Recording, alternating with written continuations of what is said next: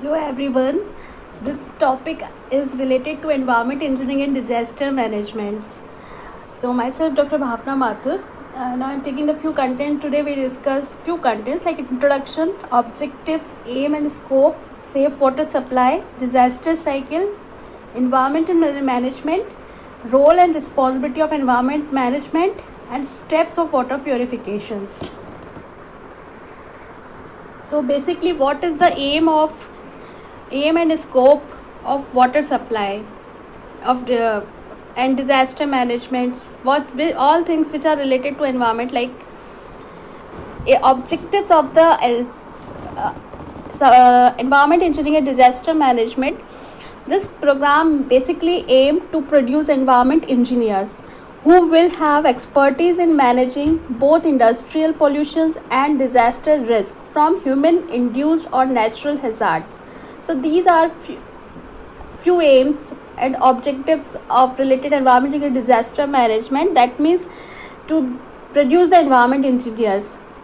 And second thing is, what are the aim and objective of disaster preparedness?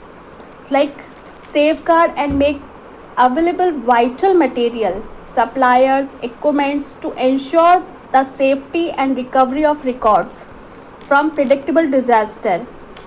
So here it is, you see major aspects of natural disaster management. First one is recovery, natural hazard analysis, preparedness, prediction of warning, and response. So aim and objective of disaster preparedness, that is the safeguard and make available vital material like suppliers and equipments to ensure the safety and recovery of records from predictable disaster. And second thing is reduce the risk of disaster caused by the human error, deliberate distractions, buildings or equipment failures. Be better prepared to recover from a major natural catastrophe. So objective of disaster management education, why it is important? So creating awareness about and increasing the availability, safety of natural resources. And third thing is disaster and mitigations.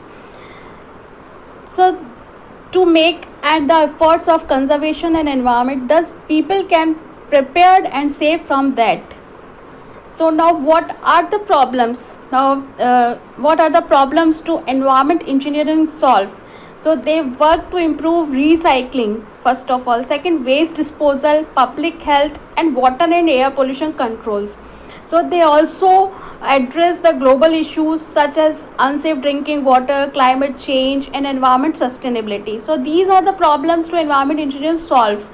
So this is the aim and scope of environment engineering and disaster management. Regarding this few contents we are talking and we are discussing about. So what are the topics related in environment engineering? Like we can discuss the mass and energy transfer. Second thing is environment chemistry and inorganic chemistry, growth models, resource consumption, and fourth is risk assessments, water pollution, air pollution, global change, solid waste management, and resource recovery. So now question arises, now why is important for engineer to consider the environment in their projects? So environment engineers help to identify and develop the solution to environment problem in order to protect the populations from harm or enhance people quality of life. So those interested in environment engineering might consider how to create the sustainable buildings and how contaminated waste sites are cleaned up. So this is very important for engineers to consider the environment in their projects. So that this is also one aim also. So what impacts do environment engineers have on the environment aside from the green buildings? If we are talking about the green buildings, another issues the environment engineer continue to tackle is air pollution. So one of the most important recent way environment engineers have found to decrease the air pollution by engineering smoke eating buildings. So this is the main concept, smoke eating buildings.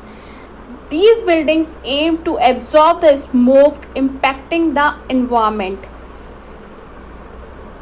So this is a very important phenomena, smoke eating building. And now recently we are known about very well known phenomena is a green building. So environment engineering also tackle the air pollution problems. That means they found to decrease the air pollution by engineering phenomena, that is smoke eating buildings. So these buildings aim to absorb the smoke impacting the environments.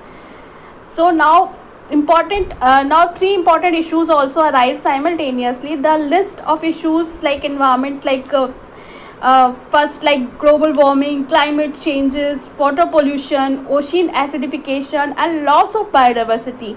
So these are few important environment issues arises. That's why we need the environment in disaster management, how to protect the environment, how to save the earth. So now applications of environment engineering of life, like we can use the most important application generally water treatment, sewage treatment, neutralization of sewage, sludge, and soil stabilization and production of artificial fertilizers also. So here it is main the role of engineers in environment protection is very important, because to protect the public health by preserving and enhancing the engineering environment, they are engaged in designing various pollution control equipments and devices, constructions, installation, implementation, operation of vulnerability related procedures. So these few important things related to environment engineering and disaster management. So recovery, hazardous analysis and vulnerability analysis, mitigation and preventions, preparedness, prediction and warning and response. So these are aspects of natural disaster management. Suppose agriculture development project, we are talking about the agriculture development project. They have planned such way they help stem environment degradations, thus lower the farmer vulnerability, loss from the drought, floods, cyclone and natural hazards. So what happened in this case? In fact, in dealing the natural hazards, the vast majority of disaster management activities are related to development projects. So only a small portion of related to emergency response. So that's this is the just example. Another example, if you are talking about the housing specialty planning in low income housing projects in a disaster prone area, have the opportunity and to mitigate the impact of a further disaster if the houses incorporate disaster resistance construction technologies. So these are scope. The term like disaster management is encompass the complete realm of disaster related activity.